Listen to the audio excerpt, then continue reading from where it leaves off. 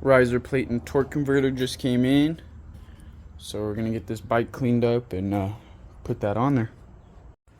So we've got the bell housings on. This front one isn't on fully, but you can see it spinning and it looks lined up.